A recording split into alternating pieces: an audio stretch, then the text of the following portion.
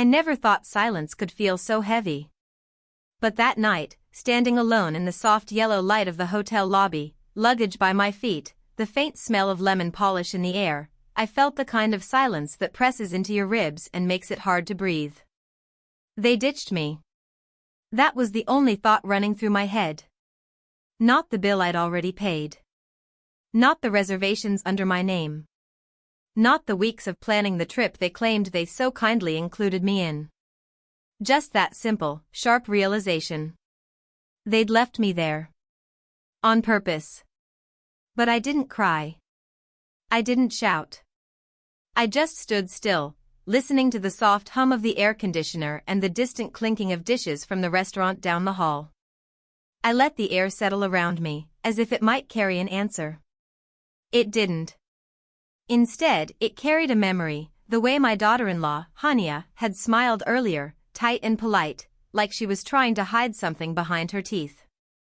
And my son, Adil, barely meeting my eyes as he handled the check-in, fingertips tapping the counter as if he was in a hurry to get somewhere, or away from someone.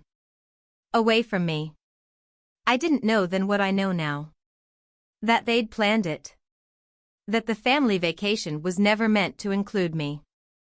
But betrayal never introduces itself politely. It creeps up slowly, little things, small gestures, whispers you ignore, until suddenly it stands right in front of you, fully grown and impossible to pretend away. That night, in that quiet hotel lobby, betrayal stood tall. Still, even in that moment, some stubborn part of me whispered, "Don't react yet. Not here. Not now. I've lived long enough to know that reacting in the heat of pain solves nothing. Sometimes wisdom means letting the sting sit for a moment before you decide what to do with it." So I inhaled, let the sharpness settle, and picked up my suitcase. Because what they didn't know, what they never even bothered to ask, was that everything in that hotel was under my name. Every room. Every meal package. Every excursion. I had paid for it all. And they had no idea. But that's not where the story starts. Betrayal doesn't happen in a single evening. It grows from small cracks, small lies, small moments when love starts to look a bit different. To understand why that night mattered, why their absence hit me the way it did, I need to tell you what life looked like before all this. Before the ditching, before the silence, before the moment I decided I wasn't going to let things slide this time. Because I wasn't always this calm. I wasn't always this quiet. For most of my life, I believed peace was something you protected even at your own expense. I believed in keeping families together, smoothing over conflicts, giving second and third and 10th chances. I thought patience was the glue that held a home together. But sometimes, patience just teaches people to think you'll never fight back. And that lesson, that shift, didn't happen suddenly. It started months before the hotel incident, with small comments, strange behavior, and a growing distance I couldn't quite name. Back before the trip, back before things snapped, my life looked simple, warm, and real. The kind of life where dinner had a familiar smell, and laughter still lived in the corners of the house. So let me take you back there, to the beginning, before the hurt, before the realization, before the night I made my move. Because that's where the truth really begins. Before everything fell apart, my days had a gentle rhythm to them, the kind that feels ordinary while you're living it, but sacred when you look back later. I lived alone in the same house where I'd raised Adil. It wasn't fancy, 2 bedrooms, creaking wooden floors, a kitchen window that caught the evening light just right, but it was mine. Every morning, I'd wake up before the sun fully stretched across the sky, make myself a cup of chai, and sit by that window watching the neighborhood come to life. The smell of cardamom, the steam brushing my face, the distant sound of schoolchildren gathering by the bus stop, it grounded me. Adil used to stop by often before he got married. He'd bring pastries from the bakery near his office, complain about work, laugh about things only he found funny. After he married Hania, the visits didn't stop, not at first, but they got shorter, planned, almost rehearsed. He would glance at his phone more, check the time, clear his throat before saying he needed to go. I noticed it, of course. Mothers always do. But I convinced myself that marriage brings adjustments. Two people learning to live together, learning to balance families. I didn't want to add pressure, so I smiled through it. I never demanded more time, never questioned his rushed goodbyes. The truth was, Hania was polite, too polite. Her voice always had this careful softness, like she measured every word before letting it leave her lips. She never raised her voice, never openly disrespected me, but she also never truly let me in. Whenever I visited their apartment, she would offer tea, but stand instead of sitting. She would talk, but never share anything real. Everything about her felt formal. Still, I tried. I'd bring them groceries when I went to the market. I'd knit little things for their home. I even invited them for dinner every other Sunday. Some dinners were warm, filled with laughter. Others felt like we were all acting in a play where no one remembered their lines. And slowly, gradually, Adil became distant. The first time I felt it sharply was the week he forgot my birthday. Not the date, he did call, but the way he rushed the conversation, like he was ticking off a chore.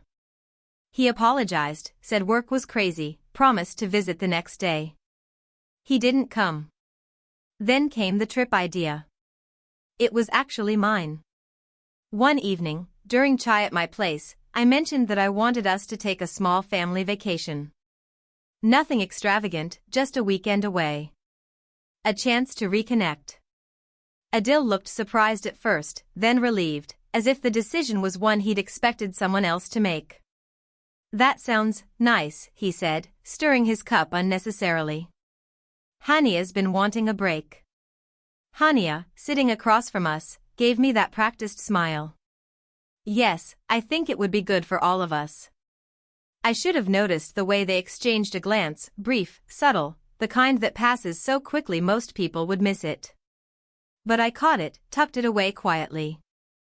I decided to handle the arrangements myself. It felt like something a mother should do: plan, prepare, make it easy for her son and his wife. I researched hotels, found one with a peaceful lakeside view, and booked 2 rooms, one for them, one for me. I didn't tell them I'd paid for everything. I wanted it to be a gift.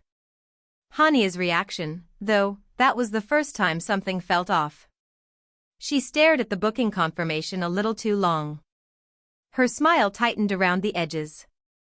You didn't have to pay for all this, she said, her voice steady but her fingers tapping her phone case. I wanted to, I said simply. But the look she exchanged with Adil wasn't gratitude. It was something else entirely. And that was the first clue, the tiny crack, before everything broke. Looking back, the signs were there, quiet, almost invisible, like threads slowly pulling loose from a sweater. At first you don't notice, then suddenly the whole thing is unraveling in your hands. About 2 weeks before the trip, I stopped by their apartment unannounced. Not to intrude, I had made biryani that morning and thought they'd enjoy some. When I knocked, the door took a long time to open. Long enough for me to hear muffled whispering inside. When Adil finally answered, he looked startled. His hair was messy, his shirt wrinkled, as if he'd rushed to put himself together. Behind him, Hania hovered near the dining table, gathering papers with a little too much urgency. Ami, you should have called, Adil said. His tone wasn't rude, but it wasn't warm either. More cautious. I brought biryani, I said, lifting the container slightly. Thought you two might like some. Hania's smile appeared, that same thin, pressed one. Oh, thank you. We appreciate it. She didn't move closer.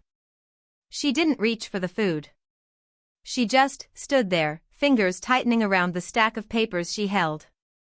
I noticed the top sheet, bold letters, something like a schedule, before she quickly flipped it over. We were just heading out, Adil added. He didn't sound convincing. He wasn't even wearing shoes. Something inside me sank a little, but I didn't question it. I simply placed the container on the kitchen counter, hugged my son, who stiffened just slightly, and left. On the drive home, I kept glancing at the empty passenger seat beside me. I'd imagined we might share the meal together, laugh, catch up. But the seat stayed empty, and the biryani went into their fridge instead. The next clue was even smaller, but somehow sharper. 3 days before the trip, I called Adil to ask if they needed anything packed, sunscreen, snacks, anything. He answered on the second ring, but he whispered. "Amy, I can't talk right now. Are you all right?" I asked, suddenly alert. Yes, I'm fine. We're just busy. Last-minute things." His voice was rushed, almost breathless. In the background, I heard Hania say something, not loud, but quick, almost irritated, before the line went muffled, like he'd covered the microphone. "I'll call you back," he said, and hung up. He didn't call back that night. Or the next morning. I tried not to overthink it. People get busy, I told myself. Not everything is about you, stop being sensitive. But intuition has its own way of speaking. Quiet, yes, but persistent. The last sign came the very day we were set to leave for the trip. We were supposed to meet in the hotel lobby at 4 p.m. We'd agreed on it days earlier. I arrived a little early, dragging my suitcase across the polished floor, the wheels clicking softly behind me. 4 o'clock came and went. 4:10. 4:20. I called Adil, but the phone rang until it stopped. I tried Hania, straight to voicemail. I sat there, hands clasped in my lap, watching strangers check in and families laugh as they picked up room keys. Every time the elevator dinged, I looked up, expecting to see my son stepping out. But the elevator doors kept opening for everyone except him. Finally, at 4:47 p.m., I received a message. From Hania. "We're running late. Go ahead and check in." Just one line. No explanation. A few seconds later, another message followed. "We'll meet you at dinner." Dinner was at 7 p.m. 2 hours away. My stomach twisted, but I forced myself to breathe. I pulled my shoulders back, walked to the counter, and checked in under my name, the only name the reservation was under. The receptionist smiled warmly. "Your son and daughter-in-law already picked up their key cards an hour ago, ma'am." For a moment, I couldn't speak. The lobby noises faded. The lights blurred. My heartbeat filled my ears. They were already here. They had arrived early. Without me. And they weren't planning to meet me. That was the moment the truth, the soft, creeping suspicion, finally solidified. Something was deeply, painfully wrong. For a long moment, I just stood there at the reception desk, fingers tightening around the keycard the woman had handed me. A polite smile was still on her face, unaware that her words had just sliced something open inside me. "Is everything all right, ma'am?" she asked gently. I swallowed, forcing my voice to stay steady. "Yes. Thank you." But inside, a storm had already started. I walked toward the elevator slowly, almost mechanically, my suitcase wheels humming against the floor.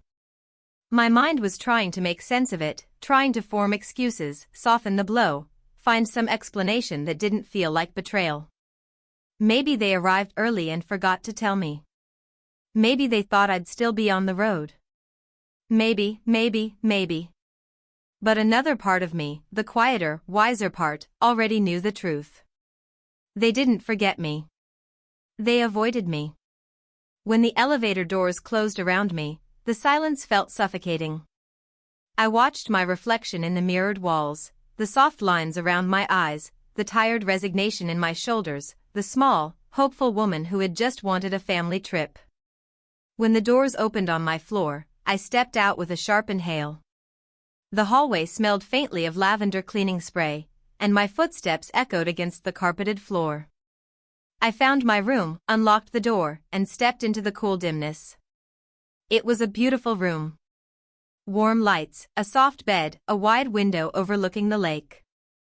On any other day, I would have smiled at the view. Instead, I set my suitcase aside and sat on the edge of the bed, my hands resting loosely in my lap. My phone buzzed. A message from Adil. "We'll meet you at dinner." Don't worry, Amy. That last part, "don't worry," felt like salt on an open wound. Don't worry about what? Being lied to? Being left behind? Being treated like luggage they forgot to unload? I didn't reply. I couldn't. Instead, I got up, washed my face, and tried to gather myself. I refused to greet them at dinner with red eyes. If there's one thing life has taught me, it's that dignity is quiet but powerful. Sometimes silence speaks louder than confrontation. I arrived at the restaurant a little early. The soft music, the dim lights, the clinking of cutlery, everything felt too calm, too normal, as if the world didn't realize my heart was tightening with every passing second. At exactly 7:18 p.m., they walked in. Hania spotted me first. She waved, a small polite gesture, as if I were some distant relative she barely knew. Adil followed behind her, hand in his pocket, eyes flicking around before settling on me. "Amy," he said, leaning in for a quick hug. His arms barely touched me. He smelled faintly of cologne, strong, expensive, unfamiliar. "You made it," Hania added as she slid into the chair across from me. Her tone was cheerful but hollow. Too cheerful, actually. It felt like she was performing for someone. I forced a small smile. "Of course. I was waiting for you both." Adil cleared his throat. "Yeah, sorry about earlier. We had some things to take care of." "What things?" I asked, my tone gentle, not confrontational. "Just curious." He hesitated, a fraction of a second, but enough. "Just arrangements. Nothing big." I watched his eyes. He didn't meet mine. Instead, he glanced at Hania, who gave him the slightest nod. A script. They were following a script. Dinner passed like that, polite, distant, full of half-smiles and shallow conversation. They talked to each other more than to me. Inside jokes. Quiet laughter. A shared world that shut me out completely. When the plates were cleared, Hania leaned forward. "So tomorrow morning, we're heading out early for a little outing." "We?" I repeated softly. Her fingers played with the napkin. "Yes, we planned something." I waited. She didn't continue. Adil shifted uncomfortably. "It's just something small, Amy. You can relax at the hotel. Enjoy the spa or something." There it was. A plan that didn't include me. A trip I had paid for. A son I had raised. A daughter-in-law who never really wanted me there. The betrayal was no longer a suspicion. It was right there, sitting across the table from me. And it was smiling. I didn't rush after them. I didn't call out their names or demand to know why they spoke about me that way. Instead, I waited a full minute before stepping out of the restaurant. My heartbeat was steady, strangely calm, like my mind had finally caught up to a truth my heart had been avoiding. They were outside now, climbing into the sleek silver rental car the hotel provided. I watched through the glass as Hania slid into the passenger seat and Adil took the wheel. For a moment, they looked like any carefree couple on vacation, excited, unburdened. Except their joy came at the cost of shutting me out. I stepped toward the reception desk, where the concierge, a polite young man named Imran, smiled as I approached. "Ma'am, how can I help you?" I returned the smile gently, folding my hands over the counter.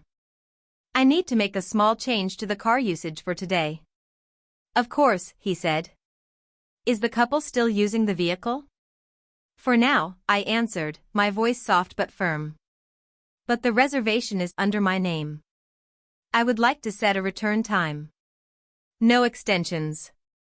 He nodded, checking his computer. "They requested the car for the whole day." "Yes," I said. "But please ensure it must be returned by noon." He blinked, surprised at the shift in tone, calm, but unmistakably authoritative. Noon, he repeated, entering the update. I will notify the driver's contact number. Thank you, I said. And if they ask who made the change, tell them it was hotel policy. His lips twitched as if he understood more than he said. Of course, ma'am. I left the counter and walked to the lobby's wide glass windows. Outside, the car was pulling away, turning onto the road that curved around the lake. As they disappeared, I didn't feel anger. I felt clarity. This wasn't revenge. This was boundary. A boundary long overdue.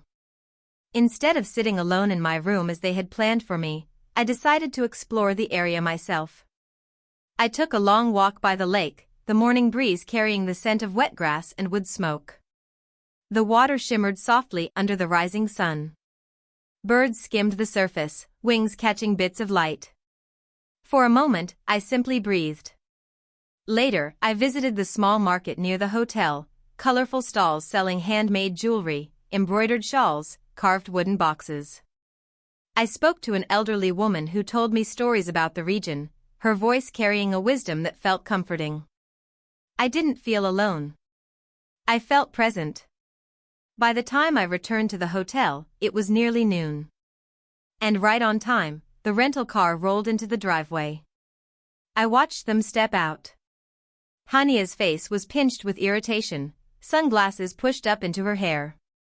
Adil looked frustrated, scrolling through his phone. They hadn't spotted me yet. Can you believe this? Hania hissed. We barely saw anything. Why would they force a return time like that? Adil rubbed his forehead. I don't know. I'll complain.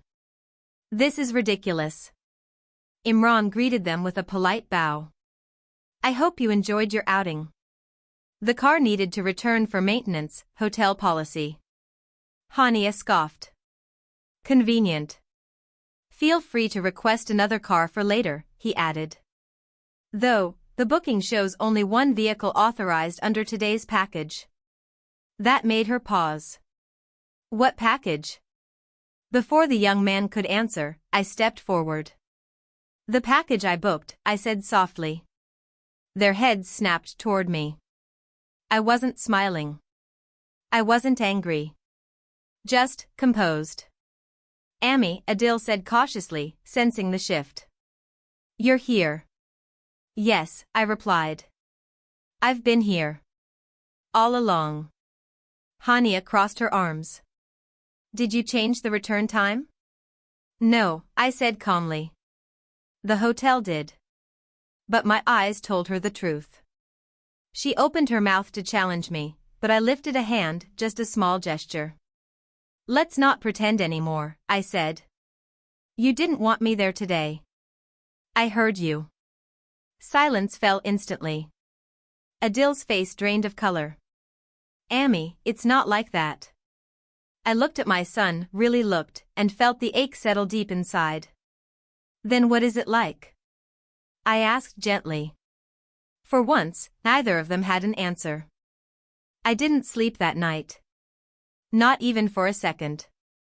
I sat in my living room, lights off, phone clutched in my hand, while the same questions circled my brain like a vulture.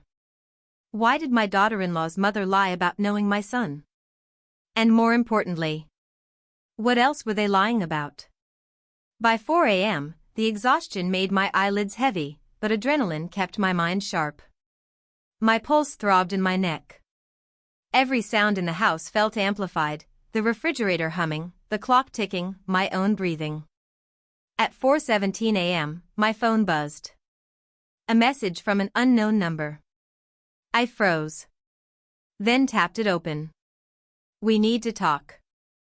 Your son is in danger. My heart jumped into my throat. I stared at the message, reread it twice, blinking rapidly. Was this a trap? Or the truth? I typed back. Who is this? The reply came instantly. Someone who knows what your daughter-in-law's family is doing behind your back. The street meeting. He told me to meet him in a public place, an old fuel station near the market. I threw on my shawl, stepped outside, and the cold dawn air hit my face like a slap. The streets were still empty, pale light creeping over rooftops as the city slowly stretched awake. When I reached the fuel station, a man in his late 40s approached me cautiously. He looked nervous, constantly checking behind him. "Are you her?" he whispered. "Yes," I said. "Now tell me what this is about." He swallowed hard. "I shouldn't be doing this. But I used to work for them," her mother. "That lady your son married into." My blood chilled. He continued, lowering his voice. "They're not innocent people. They're not even close. They're running a scam ring, one that targets wealthy or vulnerable men." My hands clenched. "What does that have to do with my son?" He looked at me with regret.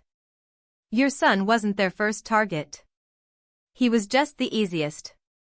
I felt the world tilt. "They planned everything.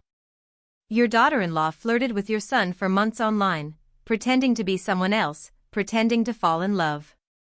It's a honey trap.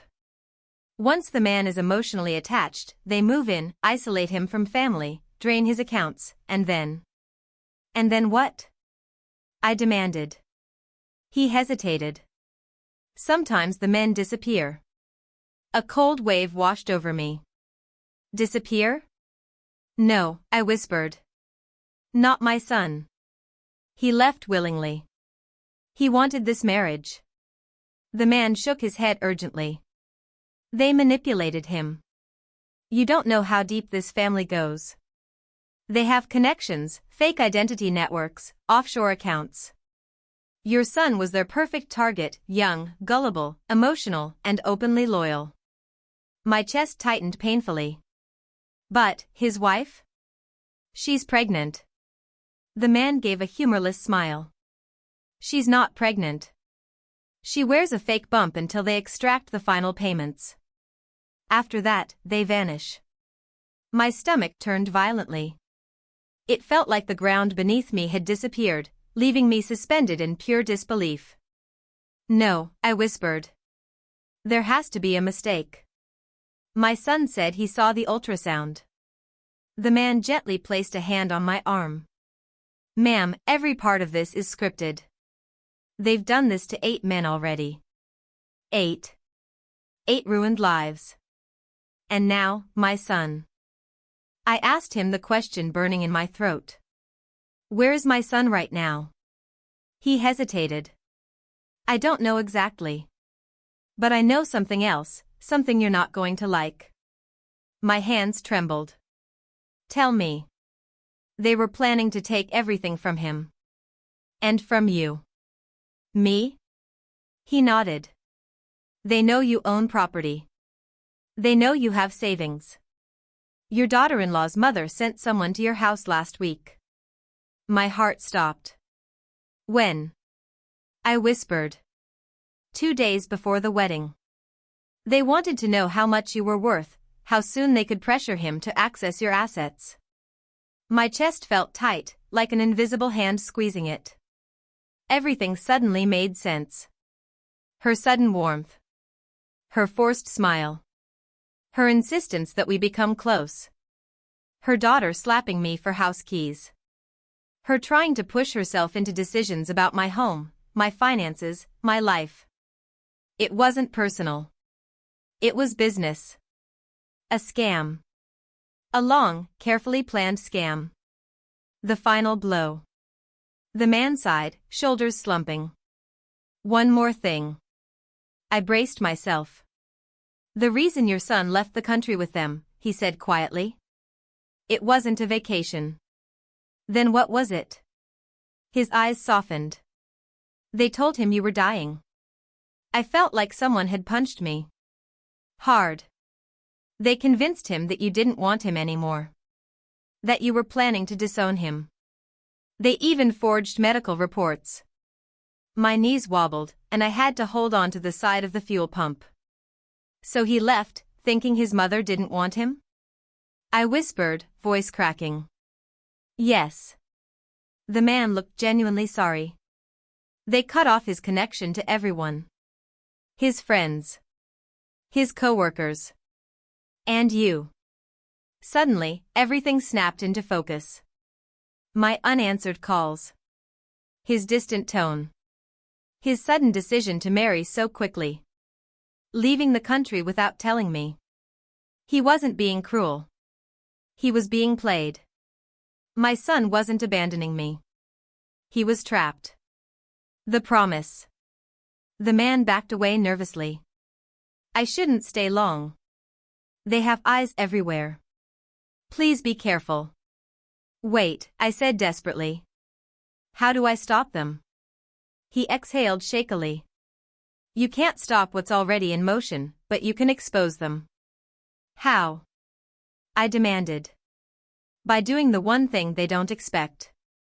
What's that? He looked straight into my eyes. Fight back.